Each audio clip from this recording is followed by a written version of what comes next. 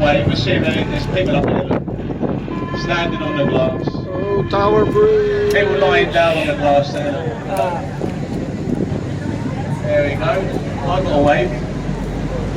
There we go. So you can go up there. Now we're on the way down to Tower here. I was standing up here. I was pointing out places of interest. I was giving a live commentary. Now that we've passed down through Tower Bridge, we leave behind us the 1 square mile capital city of London. We've now entered into the old port of London. These are the old Docklands areas and the sites where they do become a bit few and far between. However, there are still things to talk about on the way to Greenwich. So would anybody like me to continue with the live commentary for the next part of the journey? Show of hands. Okay, it's unanimous. Everybody. Okay, fantastic. I'm happy to continue. Well, we're starting here to the right. We've got this building, Butler's Wharf. Butler's Wharf was an old tea warehouse. Today it's nice apartments with nice balconies overlooking the bridge. Very expensive apartments. But it was once used to store tea. Ships like the Cutty Sark that we'll see in Greenwich, they would race back from the Far East with tea clippings, and quite often the first ship back alongside would get the best price.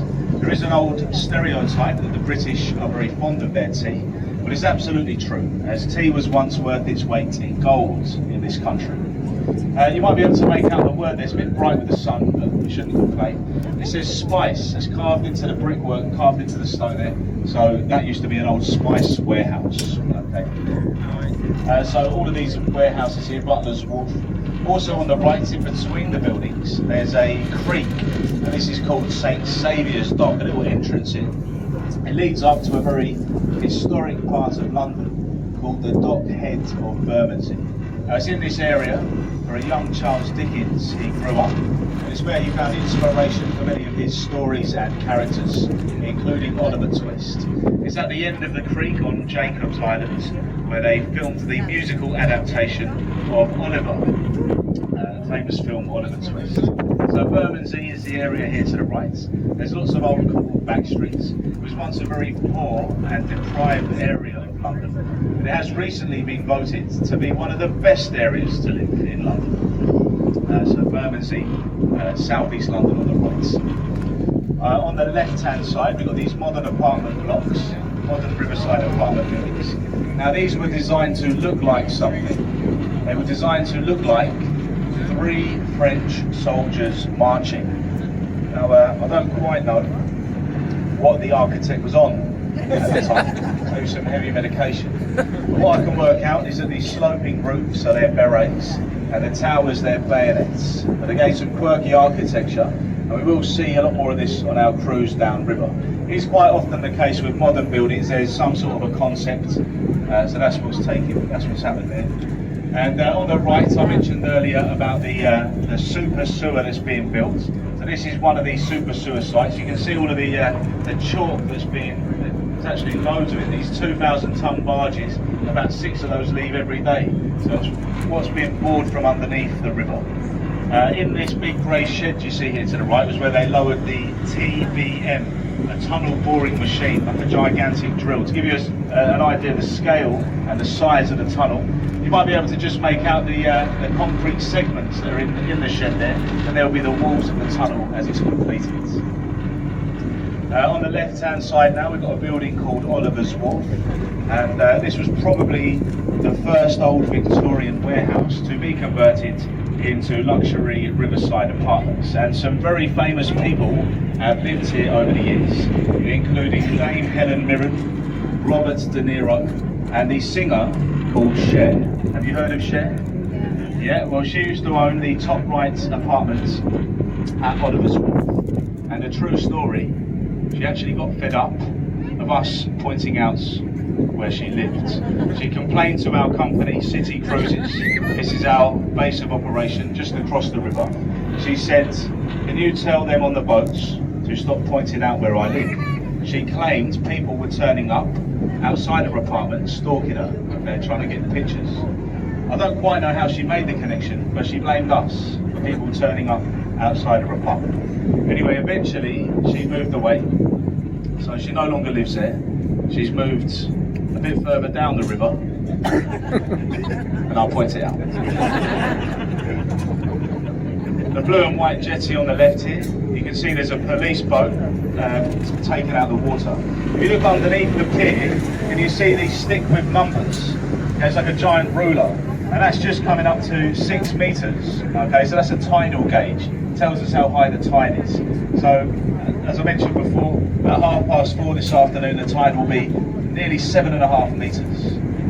The river police here, they are the oldest uniformed police in the world. They were set up by 2 gentlemen, John Harriot and Patrick Calhoun, and they were set up to tackle piracy that was rife on the river. Okay, piracy and theft. Okay, about 30% of all the cargo being brought into London, it was going missing. Now, if you were found guilty of piracy, theft, you'd be drowned on the shores here. At low tides, a lot of the beaches are exposed along here on the left, and you'd be chained to the foreshore. A person to suffer this fate was Captain Kidd. Can you see the pub on the left? That's a nice pub, Captain William Kidd. He suffered what was known as the Grace of Wapping in 1701. So the area to the left is Wapping, and the Grace was where they drowned the pirates. Okay, so you'd be chained to the beach, you'd be left for 3 tides to pass over your heads. Now, of course, you were dead after the first tide, but miraculously, by an act of God, you lived. They let you go, but of course nobody ever survived. Now, we've got some American passengers on board this afternoon. There's a bit of American history here to the right. So you've got this church, that's St. Mary's Church. Buried inside there is Captain Christopher Jones, and he was the master and owner of the famous pilgrim vessel called the Mayflower. And you see the pub on the right, it's called the Mayflower. You've got the British and American flags. On top of the building, on top of the pub, there's a model of the famous ship, the Mayflower. In the summer of 1620, the Mayflower ship left the shores of Rotherhithe, the area here to the right. It sailed down to the southwest of England to a place called Plymouth, and a group of separatist Puritans from all over Europe, they gathered. They'd had enough of the English and European way of life.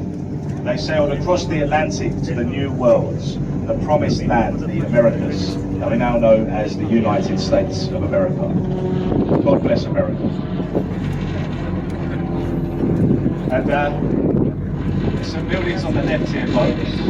New Crane Wharf and Metropolitan Wharf. They are both good examples of old working wharfs, old warehouses that have been converted. They are now luxury riverside apartments. Now, generally, any old buildings you see along the river, they are built directly into the river, literally at the river's edge and flush with the river's wall. They're designed in this way to have barges lay up against them to discharge various cargo that came in from all over the world. If you have a look at the word wharf, WHARF, it is an acronym, and it stands for Warehouse at Riverfront. Did anybody know that? It's not true.